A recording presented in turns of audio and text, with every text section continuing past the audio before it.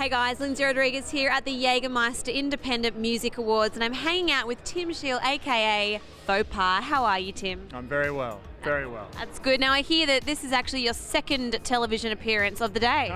It is, yes. I was a game show contestant today. Very exciting. But you can't tell me if you won or lost. I can't. I signed a confidentiality agreement, so I can't say whether, and I can't say whether I'm going to win or lose tonight either. So well, it's a mystery. It's all mystery. Mystery day, mystery night. This has been quite a, an edge of your seat day for you, like not knowing if you're winning or losing. True. That's very true.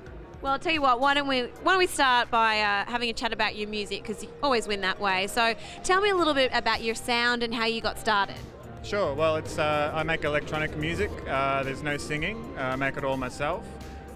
There's some heavy beats and kind of really daggy synthesizer sounds. And I got started about 5 years ago when I had a couple of mates who were making music on computers, and they kind of taught me a bit, just kind of showed me the ropes, and then I taught myself the rest, and a few years later I'm still doing it. I'm still making music. What are the main programs that you like to use, like software-wise? Sure. I only use Ableton Live, actually. That's it. Just because that's the program I've figured out how to use the best. And then, so how does that work when you're using the software? How do you then incorporate that into a live act? Oh, well, I don't. It's funny you should ask. I don't actually perform live. I haven't figured that out yet. So I'm a studio act. That's I like to say that. It kind of sounds better than I make stuff on my computer in my lounge room. Okay. Studio act makes it sound like some kind of cool 80s, session musos getting together, all doing various amounts of controlled substances, and but they're too cool. They've got too much other work on to actually go out and put a show together. So it's like just a studio act. But now, are you planning to become a stage act in the near future? Are you trying to figure that out? Well, Toto, I guess, were a studio act when they kind of started out. They were kind of a bunch of session musos, and then they went on to have this great live show and tour the world, and I'm sure there's probably at least one, possibly several Totos touring the world now, doing big Toto world tours. So, if Toto can do it, then I probably can too. Are there any other studio acts that you think we should be on the lookout for, or on the listen out for? No, just me. Just you? Yep. That's a fair call. I like someone who gives me an honest answer. Sure. Well, that's the honest answer. There's no other music worth checking out. What do you think of, these days people can literally make albums from their bedroom. Like, we were having a chat with the guys from Miami Horror recently, and they were saying their whole album Illumination was made in Ben's bedroom. Yeah. What do you think about this kind of advent in technology? I think it's great.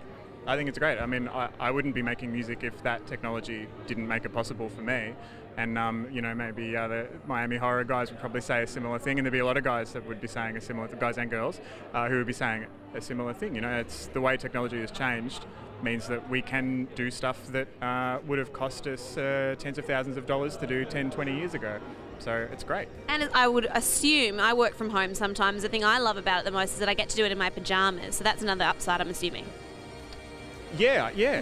Are you assuming for some reason that I work in my pajamas? Like, do I give off that kind of lonely man at home in his pajamas? No, but if you're at home, if you don't have to suit up, why would you not just keep your tracksuit pants on? I do. It's I can't disagree with that. I can't tell a lie. So tracksuit pants make an appearance.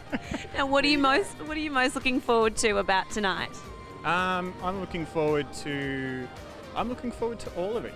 The thing I'm looking forward to the most is probably just catching up with friends, because I think there's going to be people from all kinds of different parts of the independent music industry or scene, or whatever that even means. So it's going to be one of those fun opportunities to get all these random people that you kind of know or half know all in a room together at the same time and just have fun with it. So that'll be great. Any particular artists or bands in particular that you're friends with that you're looking forward to having a few Jaeger bombs with? No, none in particular. All of them. Really looking forward to seeing Sally Saltman play. That's going to be really cool. But apart from that, no, it's going to be just floating around and bumping into people. It's going to be exciting. How many Jaeger bombs do you reckon you can do in a night? I've never had a Jaeger bomb. Tonight is the night, my friend. Well, how many can you do? How many Jaeger bombs can you do in a night? Just as a guideline to get me, so I know where the benchmark is. Well, as in how many I can do before I hit the floor, like paralytic, drunk, need an ambulance, or how many I can do and still be standing? Okay, both. First, still standing, and then second, paralytic. Still standing, probably about 6. Okay. Paralytic, probably about 7. Okay. It's a fine line, my friend. Okay. Oh, now I've got a goal for the evening.